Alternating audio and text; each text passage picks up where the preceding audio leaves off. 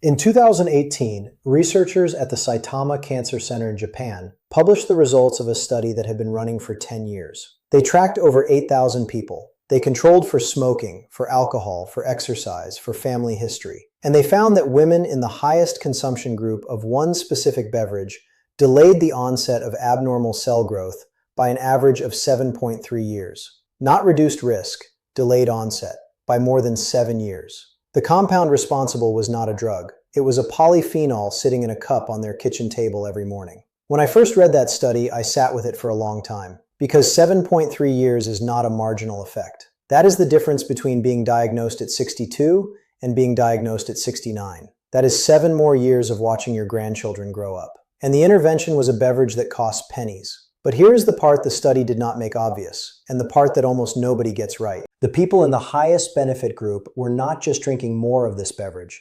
They were preparing it in a specific way, consuming it at a specific dose, and combining it with a specific habit that multiplied the absorption of the active compound by roughly 6 times. Most people over 55 who drink this beverage are getting maybe 10 to 15% of its biological potential.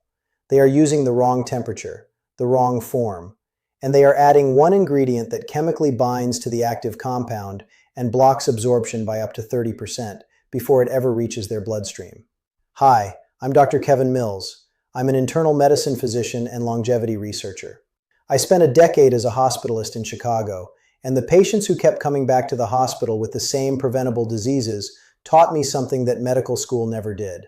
Prevention is not about avoiding bad things. It is about consistently doing the small things that keep your body's own defense systems running. Most doctors won't tell you this in a 15-minute visit. I will. Now, before I tell you what this compound is and exactly how to use it, I need you to understand what it is actually doing inside your body. Because if you understand the biology, you will never skip a morning. And if you do not understand it, you will quit in 2 weeks like everyone else. Let me start with your stem cells. Picture your body's tissues as a city. Roads, water mains, electrical lines, buildings. Over time, everything cracks, corrodes, wears down. But the city does not just accept this. It has maintenance crews. Specialized workers sitting in depots across the city, on standby, waiting for the repair call. Your stem cells are those crews. They live in your bone marrow, your fat tissue, the lining of your blood vessels, and gut. When tissue is damaged, chemical signals go out and stem cells mobilize. They travel through your bloodstream and they begin repairing.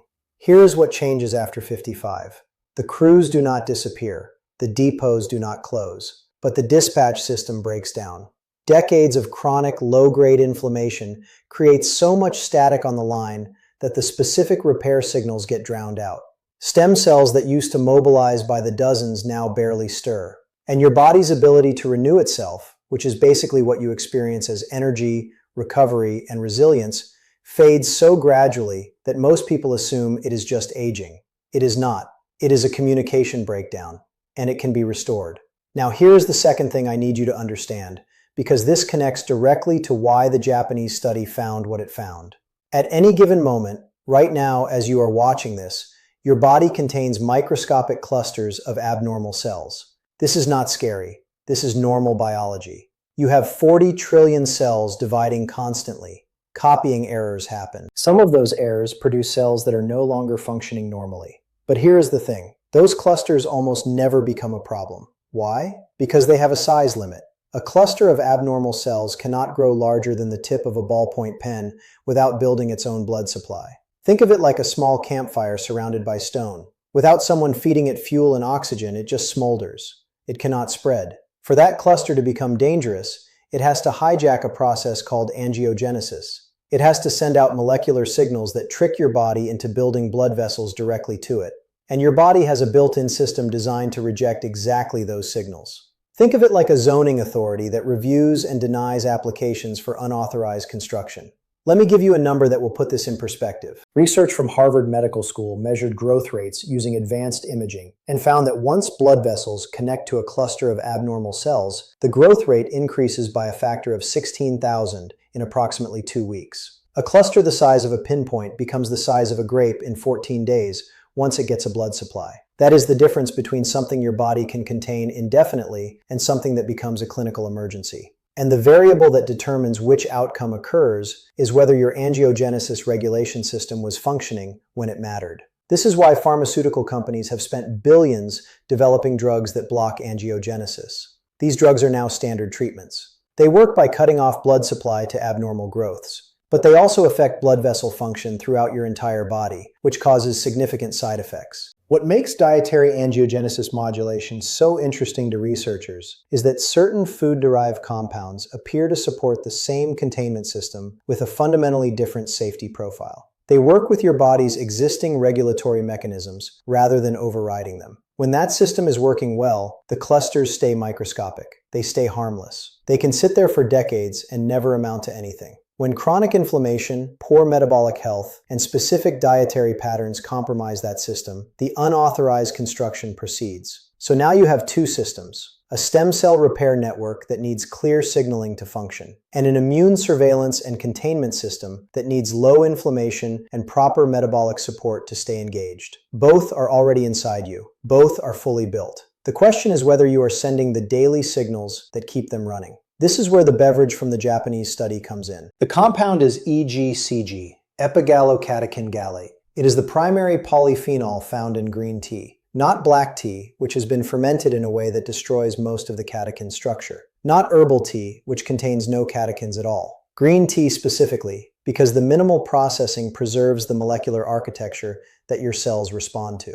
Now, let me tell you what EGCG actually does when it enters your body, because this is where the research gets genuinely remarkable. Researchers at Brigham Young University took a group of older adults and gave them 3 cups of green tea daily for 3 months. At the end of the trial, they measured natural killer cell function. These are the elite immune cells whose entire job is to find abnormal cells and eliminate them. After 3 months of green tea, natural killer cell activity had increased by 47%. Nearly 50% better at doing the one job that stands between a microscopic cluster and a clinical diagnosis. That same compound, EGCG, has been shown to modulate VEGF signaling, the molecular authorization system for new blood vessel growth. It does not shut it down, which would be dangerous. It acts like a dimmer switch. It reduces VEGF activity in environments where unauthorized blood vessel construction should not be happening, which is exactly how your body's own containment system is designed to work. EGCG supports a system you already have. And there is a third layer that ties it all together. A protein complex called NF-kappa B functions as your body's master inflammation switch. In acute situations, you want it on. It coordinates your immune response. But in most people over 55, NF-kappa B is chronically activated. The alarm has been ringing for years. Nobody responds to it anymore. And the background inflammatory noise it creates is exactly what drowns out the stem cell dispatch signals and compromises the immune containment system. Research at the University of California measured inflammatory markers in people before and after 8 weeks of green tea consumption. C-reactive protein, interleukin-6, tumor necrosis factor alpha, all the major inflammatory drivers dropped by 30 to 50%. That kind of reduction is what you normally see with pharmaceutical intervention. They got it from a beverage. When NF-kappa B activity comes down, 2 things happen simultaneously. Your stem cell mobilization signals become audible again, and your immune surveillance cells regain the sensitivity they need to identify and respond to abnormal cells. The static clears. The system comes back online. There is one more piece I want you to understand because it surprised me when I first encountered the research. EGCG stimulates a cellular housekeeping process called autophagy. This is where your cells identify their own damaged internal components, particularly broken down mitochondria, and disassemble them before they cause further problems. Think of autophagy as the self-cleaning cycle on an industrial oven. Without it running, residue builds up, efficiency drops, and eventually things start misfiring. With it active, the internal machinery stays clean. For stem cells specifically, autophagy is everything. Stem cells that accumulate internal damage either go dormant permanently or start producing low-quality repair cells. By keeping autophagy active, you maintain not just the number of stem cells in circulation, but the quality of the repairs they perform. EGCG supports this process. It helps keep your maintenance crews healthy enough to actually do their job. And there is something else happening below the surface that most people never consider. Your gut microbiome, the trillions of bacteria living in your intestines, plays a direct role in how well your immune system functions. One bacterial species in particular has emerged as a key player. It is called Akkermansia muciniphila. Research from the Gustave Roussy Cancer Center in France studied patients receiving immunotherapy and found that the patients who responded well, whose immune system successfully identified and attacked abnormal cells, all had high levels of Akkermansia. Patients who did not respond lacked this bacteria. The difference in outcomes was dramatic. Why does this matter for green tea? Because EGCG and the other polyphenols in green tea act as prebiotics for beneficial gut bacteria, including Akkermansia. When you drink green tea daily, you are feeding the bacterial populations that directly communicate with your immune system through the gut wall. You are not just supporting your immune cells from above. You are supporting the bacterial ecosystem that primes those immune cells from below. It is a top-down and bottom-up signal, converging on the same outcome. A more responsive, more accurate immune surveillance system. So that is 4 layers of biological support from a single compound in a single cup. Immune cell activation, angiogenesis modulation, inflammatory noise reduction, and cellular quality maintenance, all working on systems that already exist inside you. And I want to address something that people always ask me. Why green tea specifically? Why not black tea? Why not just take an EGCG supplement? Black tea starts as the same leaf, Camellia sinensis, but it goes through an oxidation process that the industry calls fermentation. During that process, the catechins, including EGCG, are polymerized into larger molecules called thioflavins and thiorubigens. These have their own benefits, but they are not the same compound, and they do not interact with the same cellular pathways in the same way. When you drink black tea, you are getting a different set of molecules. The EGCG is largely gone. It was converted during processing. As for supplements, here is the issue. EGCG in supplement form is an isolated molecule. Green tea contains EGCG alongside dozens of other catechins, flavonoids, L-theanine, and trace compounds that work synergistically.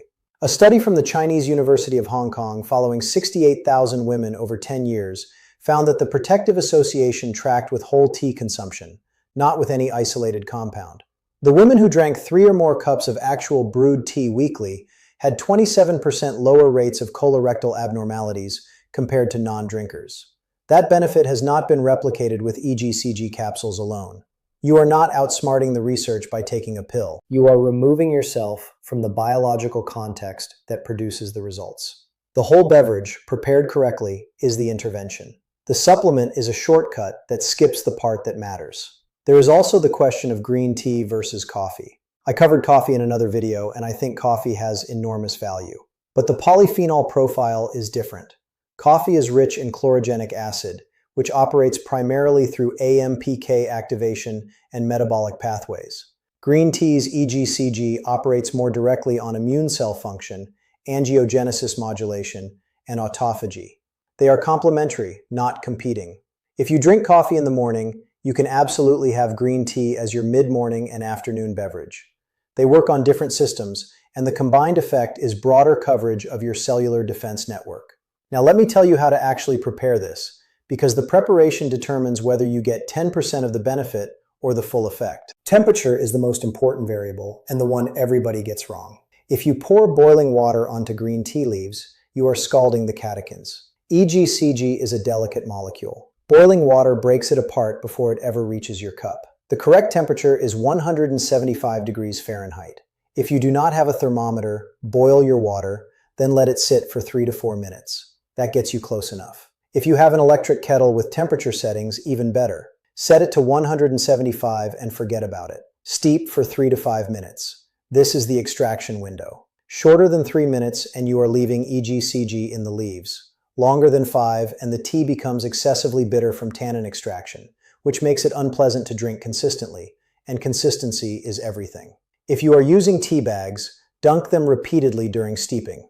You are physically shaking the catechins out of the leaves and into the water. Do not just drop the bag in and walk away. The second variable is what you add. Squeeze the juice of half a fresh lemon into your cup. This is not a flavor choice. This is a biochemical intervention. Vitamin C from the lemon stabilizes EGCG as it passes through your digestive system. Without it, the alkaline environment in your intestines degrades a large portion of the catechins before absorption. With lemon, EGCG absorption increases by approximately 6 times. 6 times. From squeezing half a lemon. There is almost nothing else in nutrition that gives you that kind of return for that little effort. And here's what you absolutely not add. Dairy. Milk, cream, half and half. The casein protein in dairy binds directly to EGCG molecules in your gut. It is a chemical reaction. It is not a matter of opinion or preference. Studies measuring plasma catechin levels after tea with and without dairy have consistently shown 25 to 30% lower absorption when dairy is present. You can do everything else perfectly, the right temperature, the right steeping time, the lemon,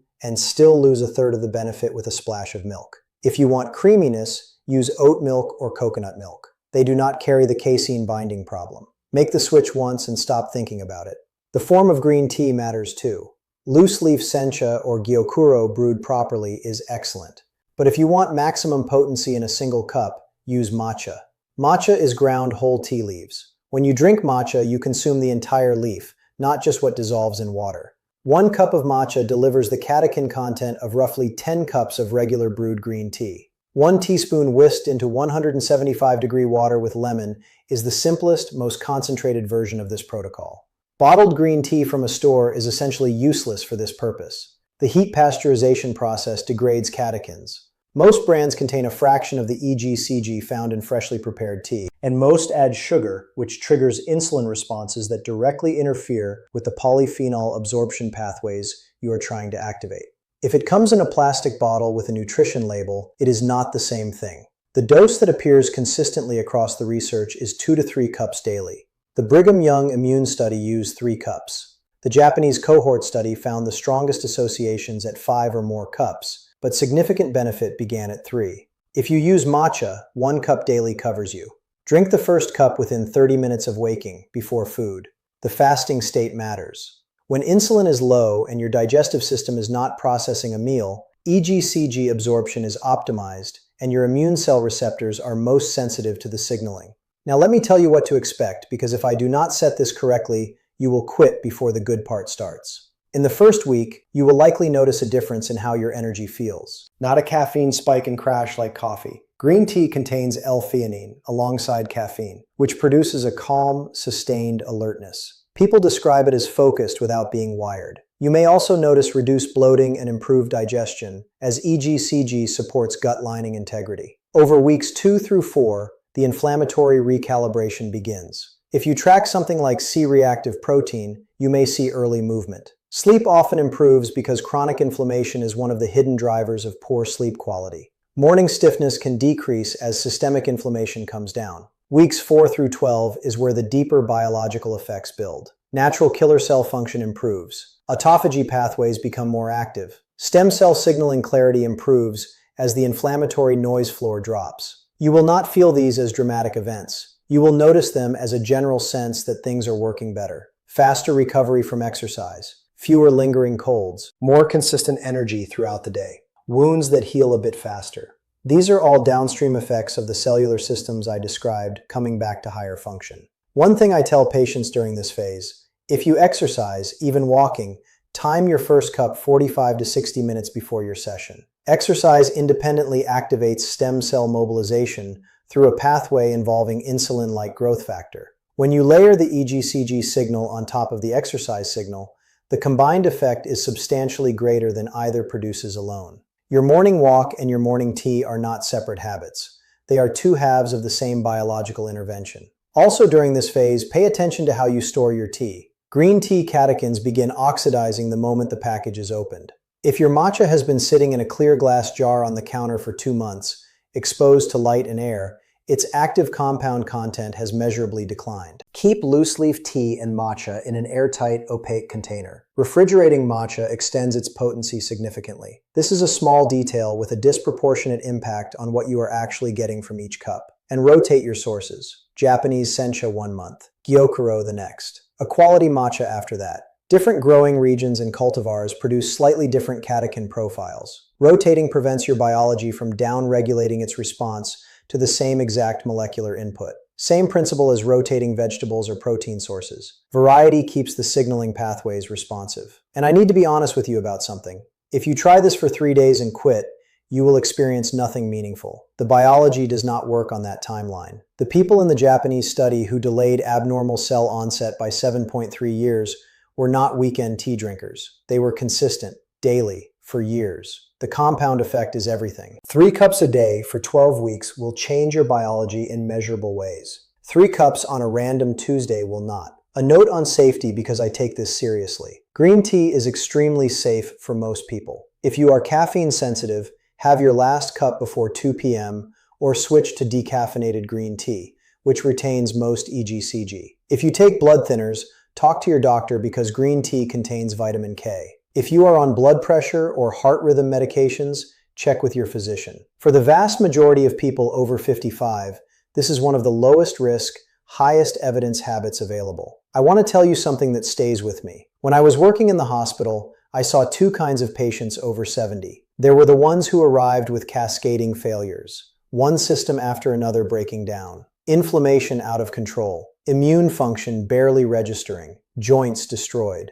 metabolic markers all heading in the wrong direction. And I would look at their chart and think, this started 20 years ago. This was preventable. And then there were the other ones, the ones who came in for something minor, a small fall, a routine procedure. And you would look at their labs and their vitals and think, this person is biologically 15 years younger than their age. Their inflammatory markers were low. Their immune panels were robust. Their recovery was fast. And when you asked them what they did differently, it was never one dramatic thing. It was never an expensive treatment or a radical diet. It was always small daily habits, maintained for years, that kept their systems running. That is what I am trying to give you. Not a miracle, a signal. A daily, consistent, evidence-based signal that tells your body to keep its defenses up, keep its repair crews mobilized, keep its containment systems engaged. Green tea, properly prepared, is one of the clearest versions of that signal that the research has identified. Look, your body is not breaking down because of bad luck or bad genes.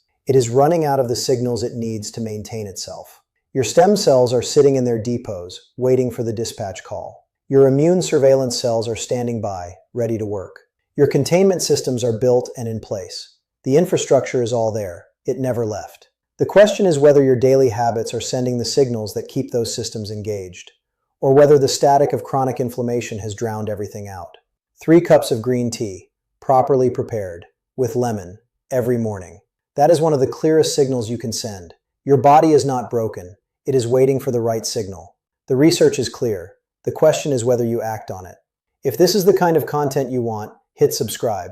I am covering metabolic health, cellular longevity, and the science of aging well. Real studies, plain English, no filler. Tell me in the comments what you want me to cover next. After 60, every year you wait costs you more than you think. I will see you in the next one.